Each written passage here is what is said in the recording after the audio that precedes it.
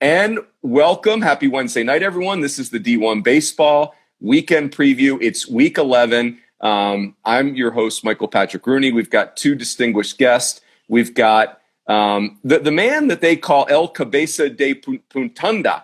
I butchered that, but in Spanish, that also means stitchhead.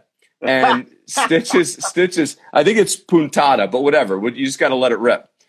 Stitch is a Californian by nature, but he's also kind of in parts unknown tonight, as we will talk about in a second. It's hard to keep up with the guy. He's got his own jet. We are also joined by a man that was rumored to be the former deputy commissioner of Worcester County, Mass, also the New England area. Pure rumors, but this is the great Aaron Fitt. Gentlemen, good evening. Happy Wednesday, week 11. How we doing? Good, man. Thanks for having us in, man. We're privileged to be on your show. This is the Michael Patrick show, and I got to tell you, you never look better, Runes, with that bucket hat you got going. Seriously. I mean, hashtag company guy. Like, the merch is for sale, and we're not afraid to model it. So, Stitch, I've never seen you in a bucket hat. That's not really your thing, huh?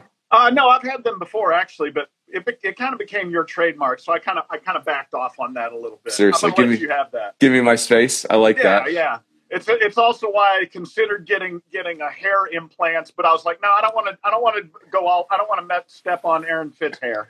No, that's right. Good. Yeah, stay in your lane. That's right. That's good. That's what we call plus feel, Stitch, right there. Just let it go. Yeah, you're being a good teammate. So, all right, boys. Since we got a little bit of later start, let's jump in here. What we're gonna do. We're each going to pick 5 series. I wrote down 25 series, but I'm going to try and pull myself back on that. So Stitch, because you are the very special guest, your instructions are going to be different. Okay. You are basically, when it comes to college baseball, you're the only man who has seen Bigfoot is basically what's happened. That's Fairfield right. is undefeated. You're the only living, breathing human that's seen them play, as far as I know. And so as you give us your 5 picks tonight, each of those picks is going to be accompanied by an adult beverage of choice, because you also are our czar of adult beverages at D1 Baseball, and you are going to be the czar of Fairfield baseball. You're going to give us one observation from what you saw at Fairfield, since again you have seen Bigfoot. So those are your instructions, Fitzy. You're gonna be the director of credibility tonight. You're going to take over for David Seifert. So you're going to give us just 5 good college baseball series, and then I'm going to spin out of control. I don't know where I'm going. I feel like you're making me be the straight man. I don't like that, Roots. I like to be the clown. You can go. Hey, that's the one thing about the IG Live. There are no rules. We can do whatever we want. So you can be whatever man you want. Stitch. So you're up first. So give us an observation on the Fairfield Stags, your pick, and the adult beverage that goes with it. Okay. Well, yeah. First, as far as the Stags go, I kind of came up with an interesting nugget that this is the first time in the history of the RPI that a team from the Northeast is in the top 10 in the month of May. Now, I know we're not exactly in May yet. We still have 3 days, but let's assume that they'll probably still be in the top 10. So this is going to be it's kind of remarkable that I know the RPI is all freaked out this year, and especially with the MAC, or as we say up here, the MAC is only playing conference games, so it kind of skews everything. But it's still kind of neat to think about that they're the first team in the history of the RPI that is actually from the Northeast that is going to be in the top 10. It's coming in the month of May. So there you go. And my first series of the week. Coming up, Louisville at Clemson is my pick. The reason I choose is because it's interesting. I know you guys have talked about Louisville plenty of times before about being, a host, being their RPI being kind of crappy, and now it's in the 40s, was in the 50s and 60s, which is where my musical taste is most of the time too. And so, but now they're going to go up against Clemson, who's kind of fighting for their lives. They're in the 60 range for the RPI. But the kind of interesting thing is that Louisville, the remainder of their schedule, I mean, Clemson, Florida State, and Duke, none of those teams are really going to help them a lot. They play Miami the final weekend of the ACC, which is, Miami's in the top 20 of the RPI. So it's going to be interesting to see. They need to win, and they need to put up some maybe some sweeps, especially this weekend against Clemson. That's kind of why I think this one's so interesting coming up this weekend. And by the way, the first adult beverage for the week, since we're talking about Louisville, I'm going to go with the mint julep. I mean, come on, you have to. That's what they drink at the Kentucky Derby, which is right across the street from Patterson Stadium in Louisville. So even though the series is down in Clemson, it's the mint julep going for the first Louisville and Clemson series. I like it. Never had a mint julep. Never been to the Kentucky Derby. On the bucket list. Either of you guys been to the Derby? No, I've been to the Preakness. I've been to the Preakness, and my wife, got at the time my girlfriend, and she got all dressed up in this like fancy Kentucky Derby dress, like she thought it was going to be this swanky affair. And then we're sitting in the infield, and it's just like complete mud everywhere, and it's just people slamming Busch Light, and it's just not at all what she thought she was signing up for. Let's just put it that way. Fitzy, I've been to the Preakness a couple of times too, and it's exactly what you just described. It's Jersey Shore with horses running in a circle around the Jersey Shore. It's really that. And so, yes. Fitzy, you're up. You take us where you like. Well, I saw a request in the comments for Vandy in Florida, and I'm going to start there. This is a series that I feel like I tend to cover every year. This will be the first year in a while I haven't covered it, just staying local a little bit more this year. But I think this is quietly one of the best rivalries in college baseball. Maybe it's not so quiet nowadays, but like when you think about traditional rivalries, right, in college sports, I mean, in baseball, maybe you think of South Carolina and Clemson, and you think of, I don't know, a whole bunch of other ones before you think of Vanderbilt and Florida.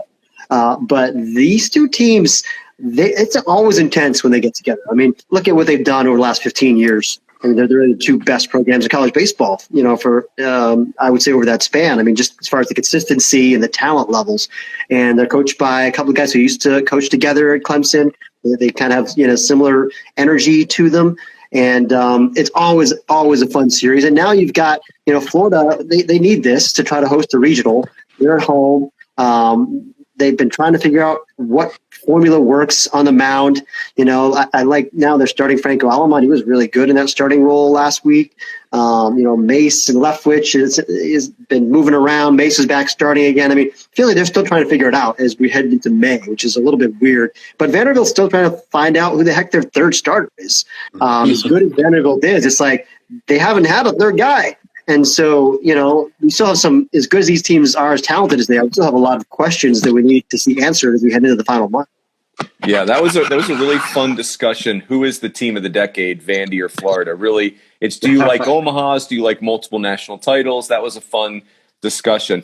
Fitzy, I'm going to play off of your rivalry comment. So Oklahoma plays Oklahoma State in Bedlam this weekend. I actually have the Sunday game, which will be a blast. Oh, beautiful. Yeah, and so, like OU is one of those teams like Arizona State where, gosh dang it, if they could have played 2020 out. I mean, just really that they reeked of an Omaha team last year, really struggled in the rotation this year. Oklahoma State is a team, they're 3-9 against Texas Tech, TCU, Texas, and Vandy. But I think they easily could have been 6-6, 8-4. I mean, they were in every game, and now they've by necessity had to make a pitching change. Where Nolan McLean, their two-way freshman who's on a football quarterback scholarship, is going to be the closer and the starting second baseman. Brett Stanley's going to the rotation. I think long-term it's going to be a real positive for them. And then if they can get Parker Scott healthy and Justin Robleski back. But Bedlam's, Oklahoma is a great college baseball state. They love college baseball. It's a great baseball state. And so I'm excited for that. I'll give you guys another sneaky West Coast rivalry. Grand Canyon plays Sacramento State this weekend. And to me, that's the WAC bid. They're going to play each other in Hohokam in the tournament. They had this epic, go to the final pitch of the final game in the WAC tournament in 2019. I just think this is a preview of what you're going to get all over.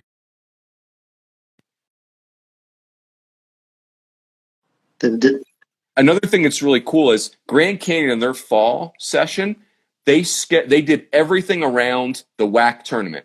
They created 3 teams and did a WAC tournament. They just want their guys thinking all about, hey, if we want to achieve our dreams, we got to win the WAC tournament, so we're going to prepare that way. Really cool. So there's that one. And then how about Virginia Tech, guys? Virginia's playing for their postseason lives. Virginia Tech is having a great season. They've never finished ahead of Virginia in the ACC. I think that's going to be a really fun series as well. So there you go. I'm going to try and go rapid fire on those. I'd like to bust in for a second, though. Think about please. this, you guys. The way we're almost in May now, and think about like in the preseason, you're getting, kind of jumping back to Vanderbilt and Florida. We were thinking Vanderbilt and Florida would be like number 1 against number 2 or something. It's kind of weird how things have played out. And Florida's down at number 30 RPI wise. Okay, that's a little weird. They're better than that, but it's just kind of weird how that's turned out. And Vanderbilt's not even in the top, or they're actually at number 3 in the RPI. So they've kind of held up their end of the bargain. So I think that's kind of an interesting facet about that series this weekend. Amen. Well said. Yeah. Stitch, number 2. So give me a thought on Fairfield. Like, you can take this wherever you want. You're a veteran person of interviews, so I'll ask a question. You can Mike Martin me and just answer however you like. You're in the same classification as 11. So my question is, when you think of Fairfield, what player or part of their team stands out the most? What is the loudest part of that team, player or position group? I'll say this: it's got to be the offense. In a normal year, they're going to go down to the South and play a bunch of ACC and SEC teams and probably get the crap kicked out of them and then start playing better as the conference comes around. Well, this year it's just the conference.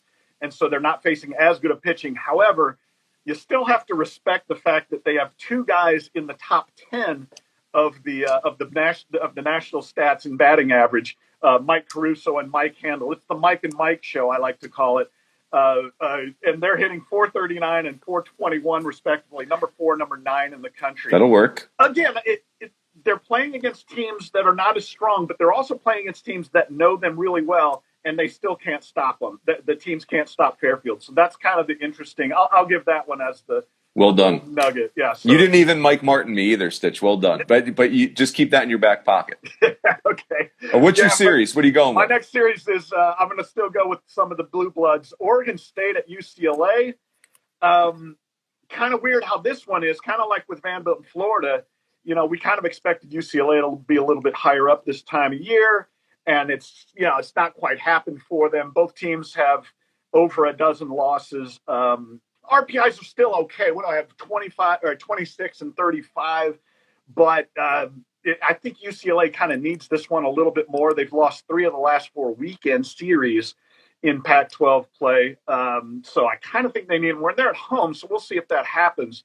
But the drink that I go with that is going to be Sauvignon Blanc wine because UCLA is close to a very good California wine country, and I know Aaron enjoys a good pour once in a while. So a good pour.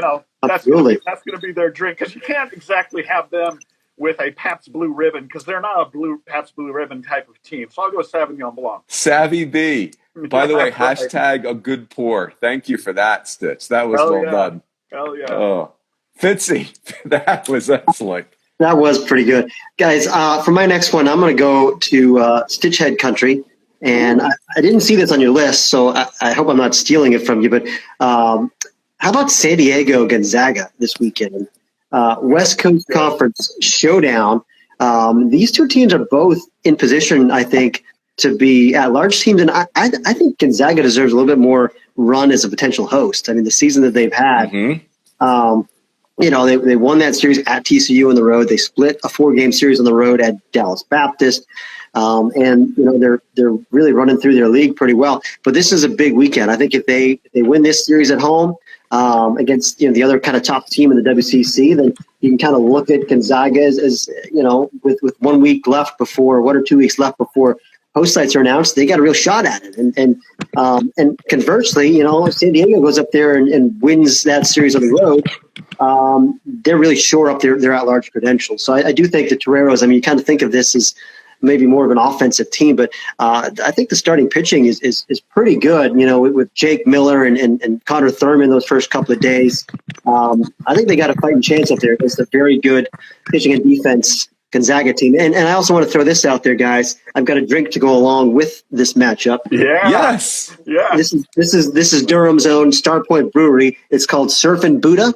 Nice. And I don't think they named it after Rich Hill, but you never know. So I just thought I'd give that a plug. Also, Star Point Brewing coming through. Rich Hill he's a surfing Buddha. He's a surfer clearly, and he is very philosophical. He's always been a deep thinker. Absolutely, and he's got the bald head too. He'd fit right on this show. Yes, he would. Yes, he would. Absolutely. Yes, very proud bald head. Fellas, I'm going to give you two from the Big Ten. I think the Big Ten is a really well-coached league. I think there are other reasons why the Big Ten flies under the radar at times. It's not because of talent and coaching or even facilities. I mean, if I was going to blame anybody, I'd probably blame the conference itself. But I'm going to stay positive. But so we've got two really good series. Rutgers, by the way, Steve Owens, I've said this a million times. If he can't win at Rutgers, then I don't even know what to make of life on earth anymore. Like, this guy wins everywhere. He could win in Saskatchewan. This guy can just coach. And Rutgers is doing it. They're 14-13. They're going to Nebraska, the Fighting Will Bolts. Nebraska's having an incredible season. And then also, speaking of guys that can really coach, Rick Heller at Iowa, 18-11. Iowa is 18-11. It's like they always do this. They're just kind of hanging around. And if you keep them in the fight, you will regret it. And Iowa is in the fight, and they're going to go to Indiana, who's 18-8. So the Big Ten is again, they're kind of like on this island playing their games. And but there's some really good players and teams there, and these are two really good matchups. Yeah, I think if you don't mind me stepping in here, Aaron, please. It seems like it means a little bit more for Indiana going to Iowa. I know we're not looking at RPI because it's a little weird. It's like or a lot weird. Yeah, it's the drunk uncle at Thanksgiving. But if you look at it, they're in second place, tied for second with Michigan. And yeah, their RPI is a little bit in the 100. It's triple digits, but that's going to be an interesting series. And I kind of look for Indiana, kind of maybe coming out with a little bit more purpose. But what a great series! And it's also kind of I think it's kind of a tribute to both of those teams. Just like most of the Big Ten has really improved their facilities, their coaching hires, and all that. And these two teams have, like the guys, Rick Heller you mentioned, just great coach. And I'm looking forward to seeing how that one turns out. I might have to commission my Learjet that I stole to go there. The stolen Learjet. Yeah. I will interject this, just a quick tangent about the RPI. For those leagues, the MAC and the Big Ten, that don't play anybody outside of their conference, like 0 games against non-conference opponents, the RPI is literally worthless. It is literally worthless. You have to have cross-pollination in order for the RPI to mean anything as a means of comparing. You might as well compare, the Kendall Rogers 10U Snow Leopards against LSU, because it doesn't mean anything if you've got no cross-pollination with the schedule. So I don't care what your RPI is. If you're a Big Ten team, all that matters is your record and how you did against, I think, the other top teams in the league. That matters. Yeah. But we don't need the RPI to tell us that. We can just look at head-to-head results. Good point. Yep. By the way, this particular episode of the D1 Baseball IG Live is actually ranked number 1 in the RPI because you two have dropped things like a good pour, the drunk uncle at Thanksgiving, cross-pollination, and the snow leopards 8U. Like, I don't think anyone can take us down from here. That's some turn of phrase there, isn't it? That is some turn of phrase. Baseball. Would we have been hired if we didn't come up with these crack shot phrases? Oh, hell no. That's why we're hired with these people. Hell no. No way. I am so intoxicated by all of these turns of phrase that I don't even know what order we're in. Stitch, are you up? Yeah, I'm up next, and I'll give you another Fairfield fact. This is the one I love. I'm gonna do 20 Kornheiser. I'm gonna go to the glasses on this one. So Fairfield is number 4 in the. And I talked about the Mike and Mike show. Mike Handel. Being 2 of the top 10, Fairfield is hitting .327 as a team, 4th in the country, but they're holding opponents to 198. And so, again, it's kind of like, they're not playing top-notch competition, but at least they're dominating. That's kind of the thing that you got to kind of at least they are dominating, and again, they've won every time out. So that's my next factoid. The next series I'm going to go to is the one that Aaron actually kind of brought up a little while ago, Towson playing at Northeastern. Northeastern, another one of those kind of northern teams flying under the radar. They're in the mid-40s of the RPI. if you look at the history of Northeastern, they're always good pitching. This year, they're hitting in the 292 range, and they got guys that can hit home runs. So kind of the offense, I'm looking forward to seeing what that'll look like on Friday out there at Friedman Diamond. But so Northeastern and Towson, the other facet is Northeastern's got a lot of RPI anchors with their remaining schedule. In fact, I'm looking at it here. They got Hofstra and Delaware. Both of them are in the upper 150s. So they're going to have to win because, that's going to be an anchor for their RPI ranking no matter what. If they lose a couple games, it's going to be kind of tough. Unfortunately, that's not really fair, but that's kind of how it is for mid-majors. And, my drink for the Northeastern against Towson, Aaron will appreciate this, Narragansett beer. There you go. That's a beer from up here in the Northeast, so that's going to be my pour for that one. There you go. Stitch, I don't know if I talked to you about this, but I did tell the listeners in the preview that you would give us a quick review of the beers of Switzerland. So hopefully that you're saving that for later. Crap. All right, hang on. I gotta go online for a little bit. Hang on. Yeah. No, you're good. The preview is all lies. Don't make an honest person out of us. Okay, good. Yeah, don't do that. Go ahead. That Northeastern team, by the way, is very interesting. I mean, there are some real arms there. Kyle Murphy and Sebastian Keene, and some guys with real stuff. But also Brandon Dufault can light up a radar gun. I don't know if he's I think he's healthy right now. But also, I mean, Jared Dupere is a very intriguing power speed guy in center field who's having a really big year for him. And you got some nice kind of just winning college baseball. But I think that team is very dangerous if they can get themselves into a regional. So that's a beauty, Aaron. You know your stuff when it comes to the Huskies. The other thing I was going to point out is not only do they always pitch it well, and they're doing that again this year, but they're also 980 plus in fielding. So that'll win you a lot of games right there. That's incredible up there to field 980. Really amazing. Mike Glavin can coach now. Like that is, they're good every year. Like they're competitive every single year. It's crazy. Yeah, I agree. Fitzy?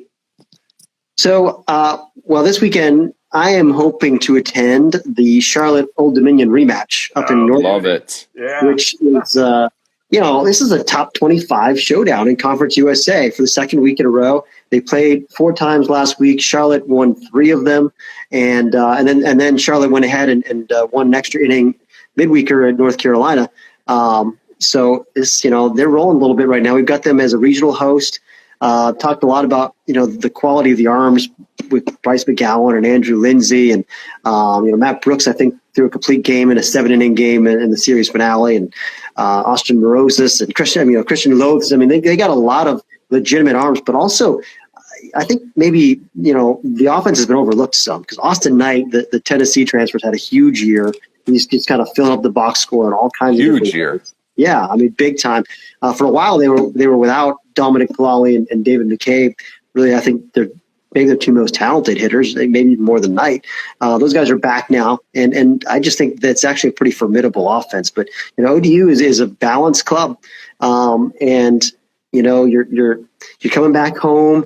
You really, if I guess they didn't even submit a bid to host a regional, as I understand it, so they're not really playing to host, but they're playing to shore up their at-large credentials and to try to win the league. And they're good, and I haven't seen them. I didn't see them in the fall.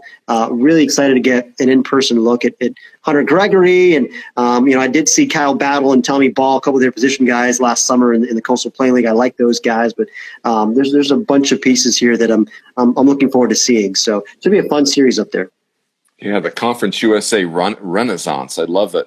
All right, I'll give you guys. Oh, Aaron, go ahead. Let me interject if you don't mind, Mike. Please. Aaron, have you been to the new stadium, a relatively new stadium that they built in Charlotte? I've been to the one in Charlotte. This weekend is the stage shifts to Norfolk, so it's my first. They're going to Norfolk. Okay, my bad. You're right. But they did build a really nice facility that could host regionals. Then, yeah. Yeah, they could definitely host there. I mean, I think they probably would have to bring in some auxiliary seating. Well, depending on the capacity for who knows in COVID era. But yeah, I mean, it's a nice little setting there. Good. I like it.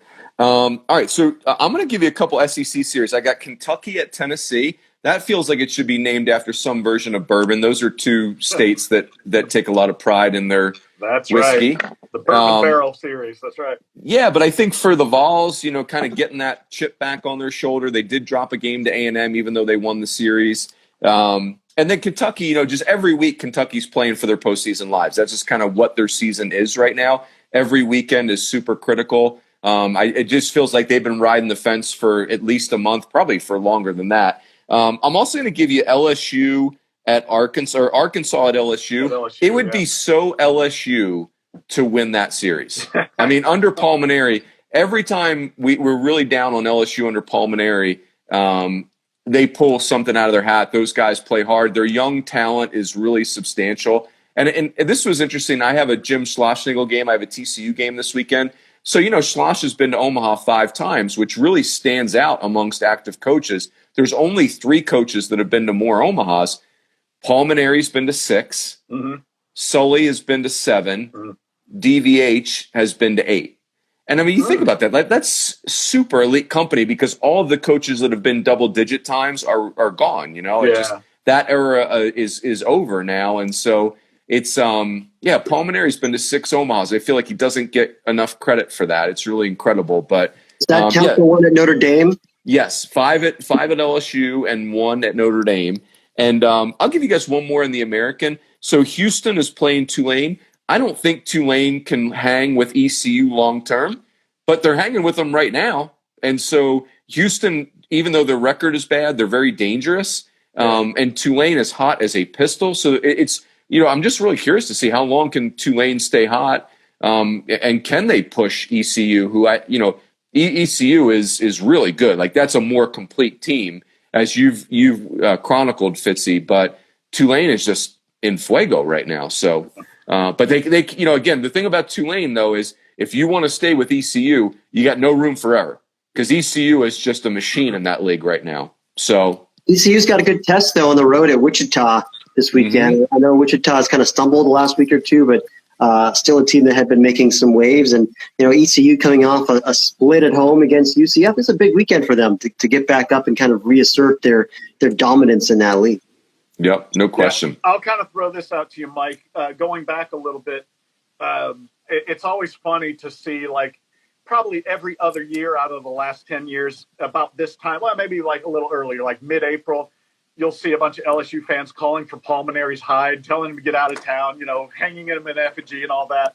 And then he comes back and wins 21 of the last 25, including going to the championship game of the SEC tournament. So that's kind of what we're almost, as you were saying, almost expecting to see, because they've been such a, in some ways, at times they've been a 3-legged dog this year, losing to Oral Roberts 2 out of 3, losing to Air Force in opening weekend. But then they always seem to kind of put it together at this time of year. As Coach Maneri once told me, it's this time of year when he needs to kind of put on his Superman uniform and kind of lead them back, be a superhuman. And that's what they've done so many times before, much to the chagrin of the people who want to fire him for having a bad first part of the season.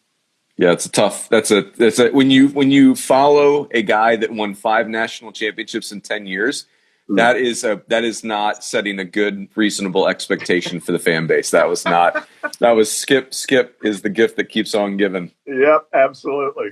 All right, Stitch, number 4 for you. Okay, this one it's kind of due to RPI and a northern team, but I don't know if you guys have noticed, but Wright State is at number 13 in the RPI right now. And this is a team. Now, there's a program we've seen them win a lot of stuff in the NCAA tournament. Gary the Deer was in the dugout a few years ago. That's right. That was excellent. Lady, which was one of the greatest things ever. And so they're at number 13 in that scenario. Shouldn't they be a chance to host a regional? But we'll see. But yeah, now they're playing IPFW, a team number 276 in the RPI.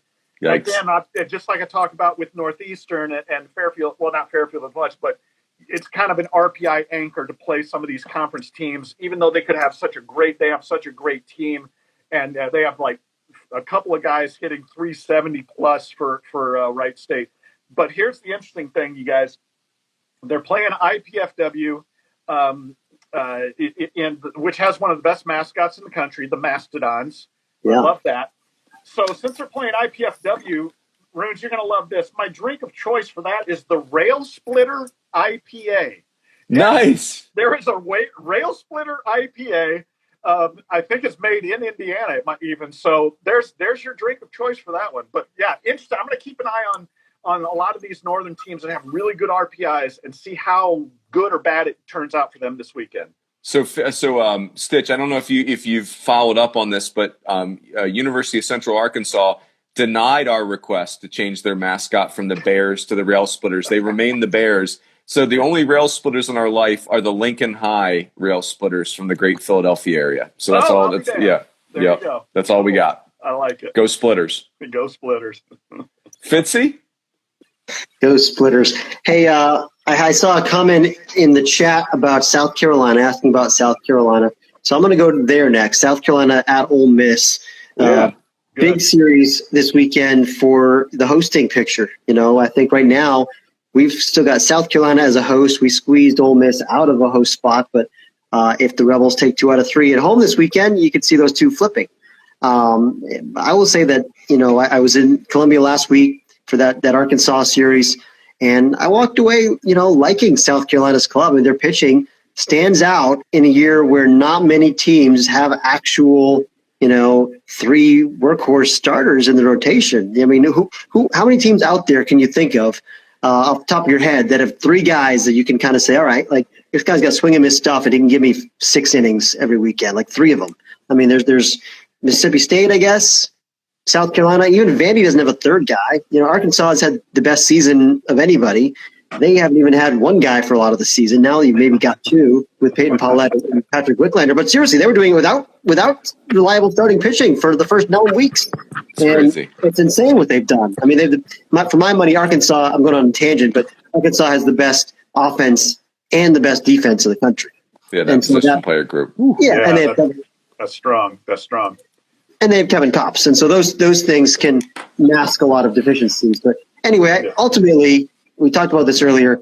I want a team that, can ride those horses in the postseason. Thomas Farr, Brandon Jordan, Will Sanders. And then there are really good bullpen guys as well, led by Brett Kerry, who's, as much as hype as I think, and deservedly so, is Kevin Kopps is getting and Landon Sims is getting in the SEC. Brett Kerry is right there with him, having an insanely good year. He is really good.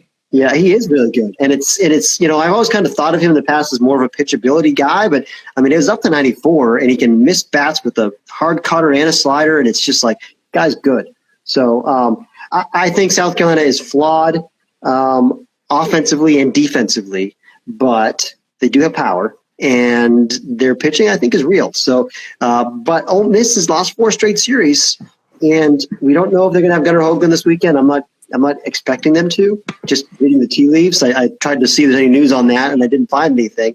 But, can they win that series without Hoagland when they really need it after losing 4 in a row? It's a kind of a gut check for those guys.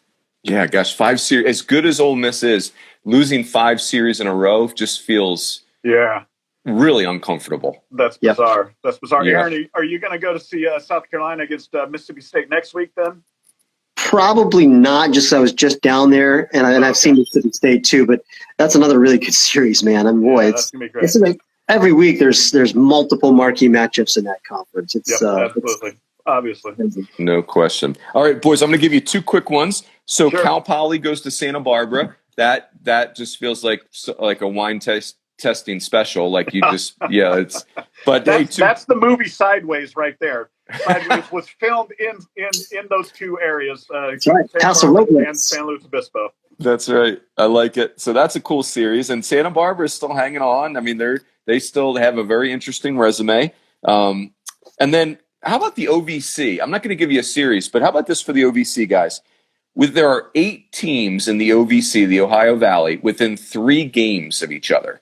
And only 4 teams are going to make it to their conference tournament because it's consolidated because of COVID, if I read that correctly today. So that is going to be a real, food fight coming down the stretch for the OVC. So, that I always think of that as a very cool baseball league, very offensive. They take a lot of pride in their baseball in the OVC. And there Mike, you go. It's kind of like the wrestling battle royale that you're going to see there in the OVC. So let's see who wears the tightest tights and the longest leggings. That's going to be fun. The tightest tights. Yeah. That is an important differentiator, the tightest of tights. Thank you. Stitch, number 5 for you, correct? Well, number 5 is one we've kind of hinted at, and I know Arkansas fans are really going to love this. but I'm looking at the Fairfield Siena series this weekend because Fairfield is one of the greatest stories in college baseball this year. And once again, they're playing a team that has an RPI that's way sky high up there. Again, we're not talking about RPI with the MAC. I know, Aaron. I didn't mean to bring it up in that sense, but the other thing is, I've talked a lot. We've talked a lot about Fairfield here, and they deserve it. At any team that goes out there and plays 26 games against teams that are relative, especially like 4 or 5 of those teams in the MAC are relatively good and would be able to beat them. But to go out there 25 times and win 25 games, the baseball gods have not cursed you yet. That's pretty incredible. And the other thing I'd point out, my stat is going to be that the Fairfield Stags have an SID whose name is Ivy Spite. You can't beat that. Ivy's a great guy, and he helped me a lot this past weekend when I was out at Van Cortlandt Park in the island of Manhattan. So there's a lot to like about that. Like I said, Arkansas fans, start commenting now.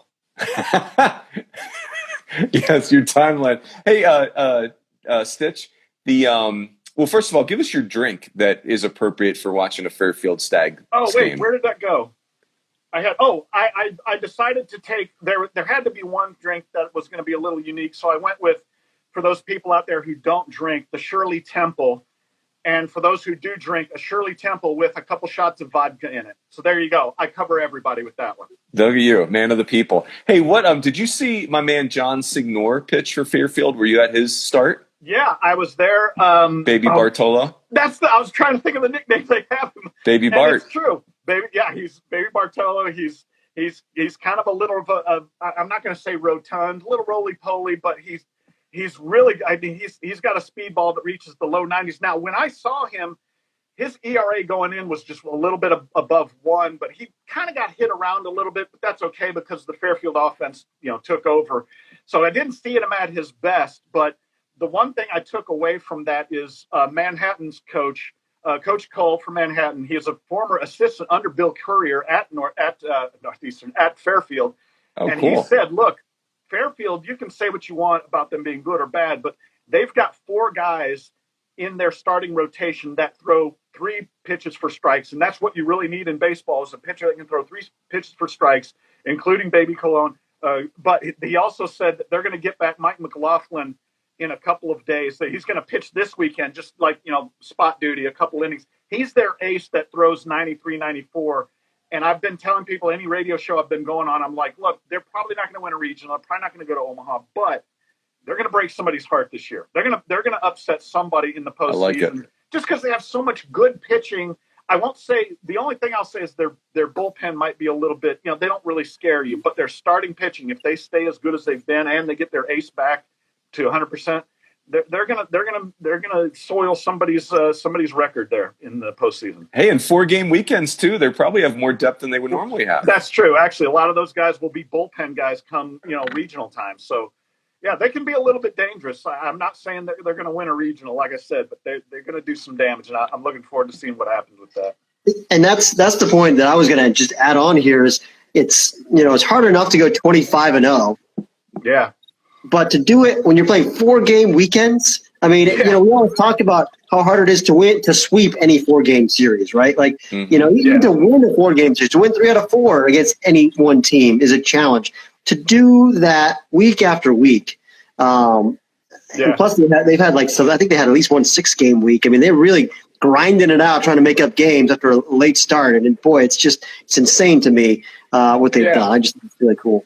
And Florida, they also have 3 of the teams, 3 or 4 teams that are really close to being on par with them, and yet they still haven't cracked the rug in a single game yet. And so, like you're saying, Aaron, that's really tough to do, to win 4-game weekends against teams that are very familiar against you. Yeah. I like it. Fitzy, what are you going with for number 5?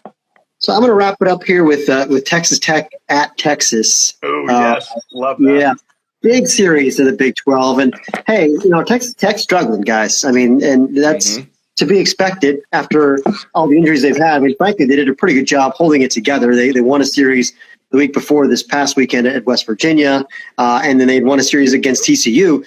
But then, you lose 2 out of 3 at home to Baylor, and you kind of get blown out in 2 of those losses. And all right, like, how long can they keep this thing together, losing guy after guy? I mean, it's not easy. And you feel like Timmy Tads he's gonna pull some lever like Palmineri does and like find somebody who's just like the 34th man on the roster and he's gonna become a star, because it seems like Texas Tech does that every year, just like LSU does. But they need to figure it out pretty quickly here, especially if they want to host, because we've got 2 weeks left before hosts are announced. They're 8-7 in the league. They're 4 games out of first place. I still think if they can win this series at Texas, they're right back in the hosting deal. And they got, I think, UIC for 4 games next week, Illinois, Chicago. But this is a tall task. Texas has played very well. They really haven't shown any kind of cracks since that first weekend when they were just getting their legs under them. But ever since then, I mean, boy, they've been really consistent and so impressed with that team. And I think that, they play very well at home. Texas Tech plays in a much different kind of environment in Lubbock than they're going to see in Austin. Let's see how that translates here. So it should be a pretty fascinating series. Yeah, that's a good one. The Big 12 has been fun. This is the top of that league is really cool this year. And that's that. Yeah, it's just, I still can't shake my image of Texas from that first weekend, but they've played so well since then. And I guess I just keep waiting for Texas to stumble, and they keep not doing it. It's just really incredible. They're going to love you down there, Runes. But the other thing also is it seems like, kind of like with Northeastern, Texas, always good pitching, always good defense. And they got some hitting this year too. That's kind of helping them out. And going up against the MASH unit that Texas Tech has become, God, you feel so bad for those guys. But yeah, it's gonna be a tough series for Tech. Let's see how it turns out for them. Yeah, no question. All right, boys, I'm going to give you a couple quick ones. South Al is having a great year in the Sun Belt. They're going to Georgia Southern, who's also having a good year. That'll be tricky. Yep. UNO and McNeese State. McNeese State was an early favorite in the Southland. This is a really big series for them because basically Southeastern and UNO, New Orleans are kind of starting to run away a little bit. I believe it's McNeese, Runes. McNeese. Sorry, did I say McNeese? Yeah. Gosh, what a Yankee. Come on. Tuck in your Yankee, Coach Rooney. Let's go. How about, and I'll give you another one. Like, I'm just a sucker for the Big West. Long Beach State's going to Irvine. And, Irvine's having a great season. I really believe in Irvine. I believe Irvine is going to be a real issue for somebody in the postseason. They pitch. They're well coached. There's something about that team. But Long Beach is a problem. They're just good, but their record's not good. Yeah. So the Long Beach is just they're like this heartbreaker in the Big West. So, yeah, should be fun. Gentlemen, week 11, let's go. We made it to week 11, and we're just cruising. Let's go. Yeah, going back just a bit on that, though, Mike. Long Beach, yeah, they're at 500, and they're only playing conference games. They're kind of like, the anomaly Killer. out there. So it's going to be tough unless they win the conference. I just don't know that they get into the NCAA tournament, obviously, so it's going to be really tough. I can see like Irvine and Santa Barbara being the 2 teams from that conference, but you got to just figure. It's another one of those stories that you're bummed out that 2020 happened because Long Beach was looking so badass last year, beating Mississippi State 2 out of 3, sweeping Wake Forest, beating Cal 2 out of 3. They were so good, but it's such a drag that it doesn't look like it's going to happen for them here. We'll see if it turns around this weekend, but they're a good team that's kind of getting the short shrift with their rankings. Yeah, and as we've talked about, not having any fall at all, not even being able to get together as a team until the end of February or March was the first time they even got together as a team. I mean, it's crazy. It's crazy to expect them to have a good year after all that. And you're right, Eric. It's just a real shame because they had something special last year. Right? Yeah, they were something, man. Yeah, crazy. Look at our guy Ben Upton. He's a religious guy. The 11.7 guy's doing some damage. Yeah, good show, boys. All right. Hey, when are you going to have me back on your 11.7 podcast? I sent you a check in the mail, bitch. Thank you. The FCC put him on probation for that episode, Stitch. Just because I showed up naked. Come on. That's good. Who knew? Who knew it was cameras Red on? Hot Chili Peppers. Oh, gosh. Gentlemen, it was a pleasure. Appreciate it. And, have a great weekend, everybody. Well done, thanks for having me on, Runes. Thanks for sharing your airwaves. And, Aaron, always good to see you. I hope you get to traveling again sometime soon. I've got inoculated, so I'm good now, man. Attaboy, Stitch. Go get them. Let's go. All right, boys. Have a good one. We'll see you. Thanks, guys. Yeah. See ya.